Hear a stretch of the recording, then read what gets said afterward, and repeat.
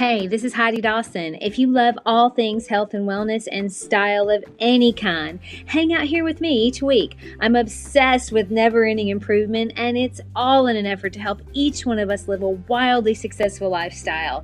Subscribe today so you don't miss a thing.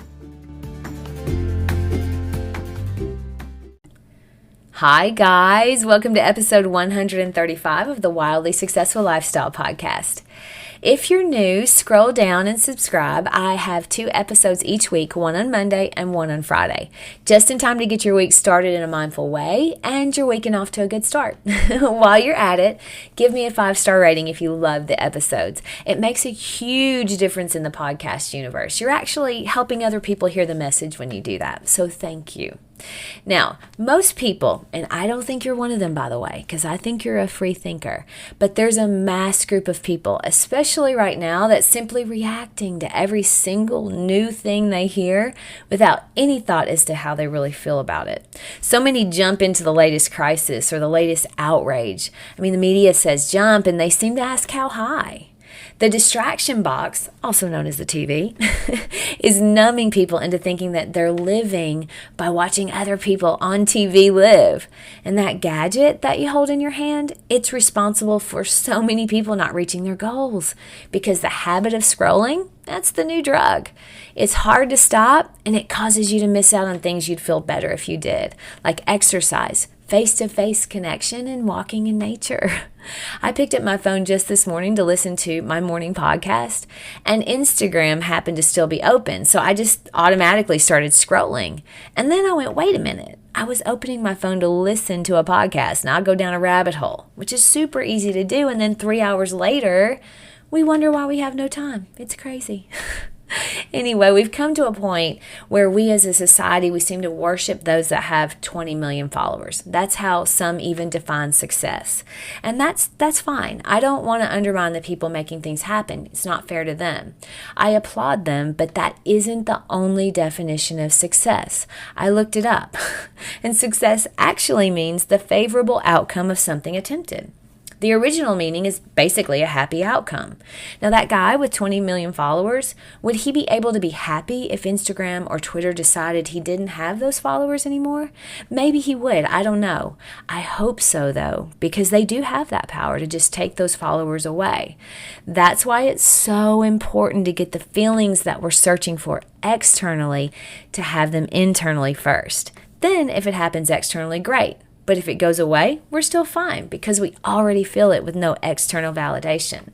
Now, when I first started my podcast, and I've talked about this before, I really had in my mind that I wanted a certain number of listeners. But once I started spending so much time on mindset, I kind of did a thought download where I broke down why. Why do I want a certain number of listeners? And when I dug deep and I was honest with myself, it was so that others would feel impressed by me. And I'd feel seen, I'd feel valued, and I'd feel worthy.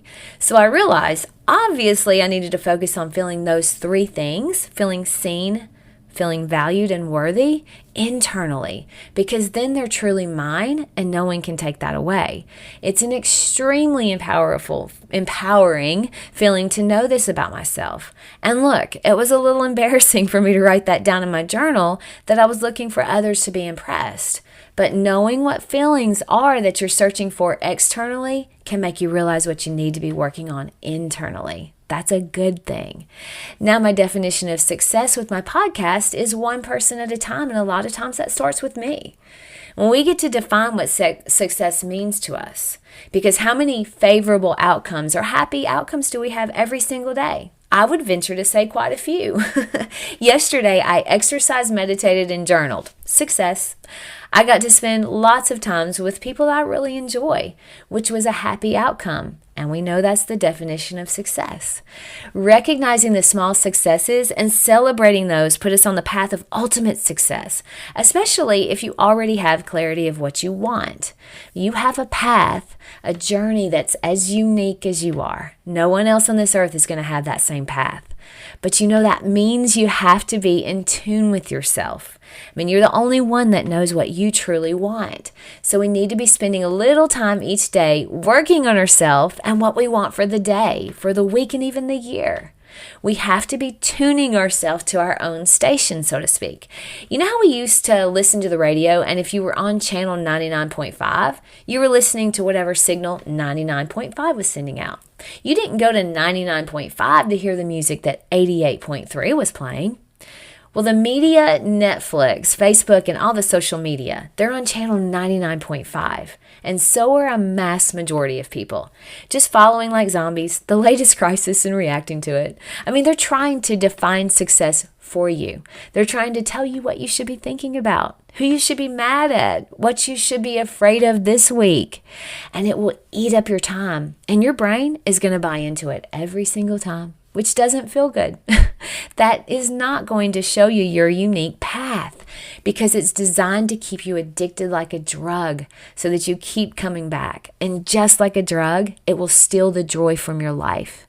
But you have so much good that's waiting for you. I mean, you want to feel joy, to feel alive and inspired every single day?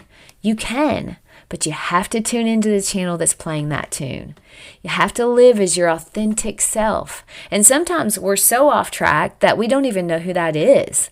I mean, that's where meditation, journaling, and exercise come in handy for me. And that may not work for you, but there's something that will. You just have to play with it a little bit. I mean, maybe it's spending time in nature or sitting in the sauna, spending time with people that make you laugh, or listening to an awesome podcast.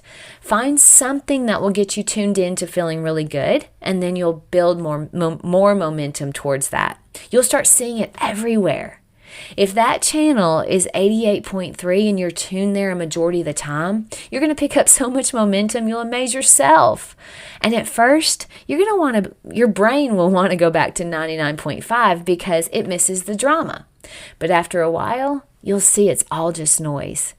It's like a muscle you're building in your physical body. At first, it's uncomfortable, but eventually you're going to crave the calm, inspired feeling you get from tuning away from distractions. So my challenge to you this week is list one goal you're working towards externally. Figure out what feeling you think that goal will give you, and ask yourself how you can feel that internally first. Second, write down 3 things you can do every single day that will tune you into the channel of feeling alive and inspired. You'll be amazed at the feelings you can create when you're dancing to your very own tune. I love you guys, and I'll talk to you in a few days. Don't forget to subscribe and share with your friends because we're just going to keep going bigger and better places together, and I love that about us. Talk to you in a few days.